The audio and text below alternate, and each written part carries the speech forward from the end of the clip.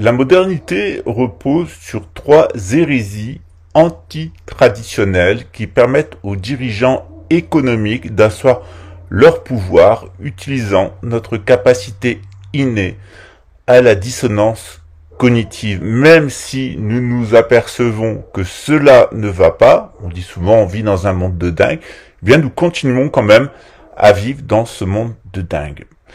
La première remarque, c'est que on affirme actuellement la souveraineté du peuple, le droit des peuples à l'autodétermination, les peuples sont souverains. C'est là une opposition avec ce qu'on a toujours vécu traditionnellement et considéré d'ailleurs traditionnellement comme peuple ou comme nation.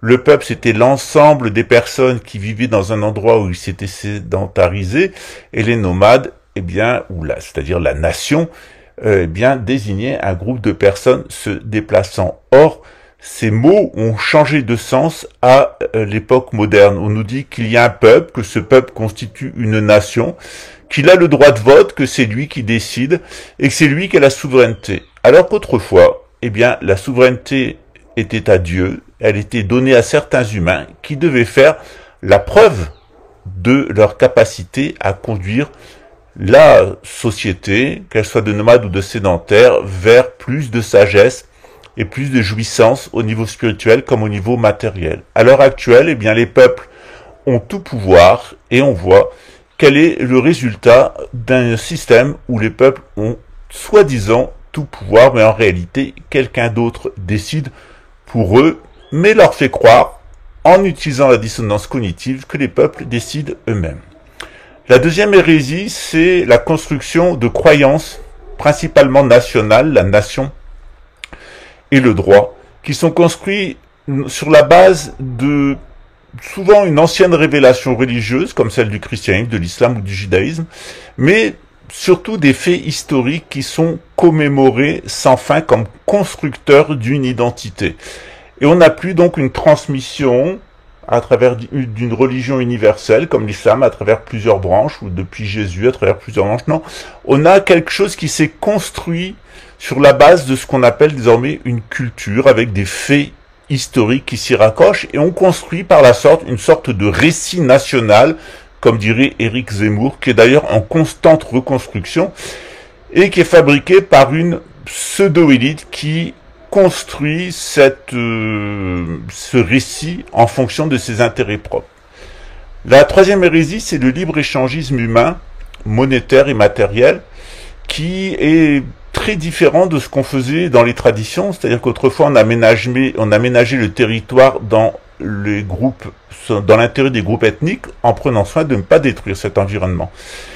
Eh bien, à l'heure actuelle, non. Le libre-échangisme humain, monétaire et matériel est devenu une source sans fin de profit au profit d'une petite élite dénuée de tout intérêt pour les populations et d'un très grand mépris en réalité pour l'environnement.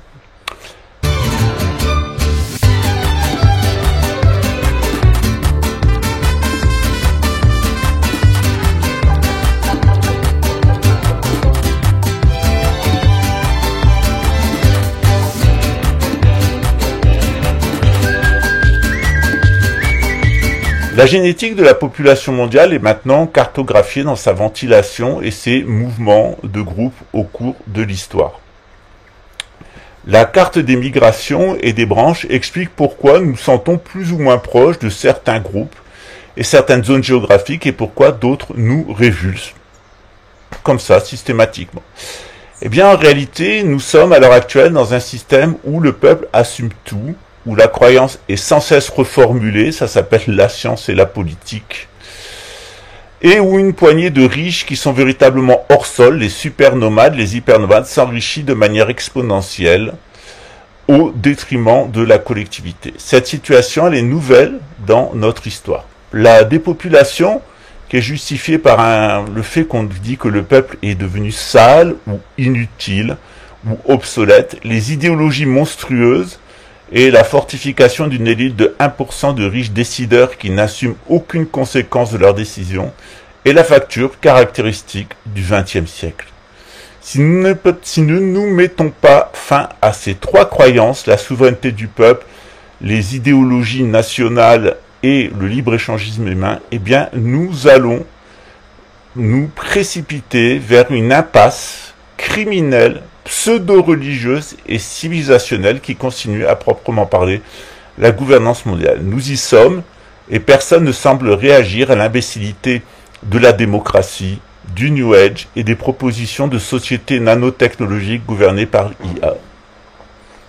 René Guénon nous avait averti dans La crise du monde moderne et le règne de la quantité, les signes des temps, de la situation présente, annonçant un énorme châtiment pour l'Occident. Le monde va passer, dit-il, par un rendez-vous cosmique, très certainement une super activité solaire qui va bouleverser le géomagnétisme, qui est annoncé par Jésus et qui est aussi prophétisé dans diverses traditions spirituelles, dont le bouddhisme et l'islam. Nous parvenons à ce rendez-vous avec la nature sans aucune préparation. C'est dans ce cadre bien, que j'ai conçu ces chaînes. Elles sont 9. Vous pouvez vous abonner sur ces 9 chaînes et mettre un like. Et aussi organiser des cours qui vous permettent de vous réapproprier votre propre tradition spirituelle, reprendre contact avec votre environnement à travers des produits naturels et surtout comprendre dans quelle main est le pouvoir politique et comment tout cela fonctionne. Pour vous aider individuellement, eh bien, j'ai aussi de l'astrologie qui vous permet de faire le point sur les conditionnements qui vous affectent et pour les certaines personnes qui en ont besoin et très brièvement un petit accompagnement dans les difficultés qu'on peut avoir à traverser au cours de son existence. Si vous voulez en savoir plus, eh bien, n'hésitez pas à voir les vidéos sur les 9 chaînes. Elles sont aussi toutes présentes quelquefois 48 heures avant et dans leur intégralité sans censure sur Telegram à Tréfingui Pascal, donc t.me/Tréfingui Pascal. Vous les retrouvez pratiquement tous les jours, quelquefois 2-3 publications par jour. Et puis, eh bien, vous pouvez aussi nous joindre sur WhatsApp. On a plusieurs groupes d'entraide et bien sur Odyssée et les différents médias sociaux. À très bientôt. Ciao.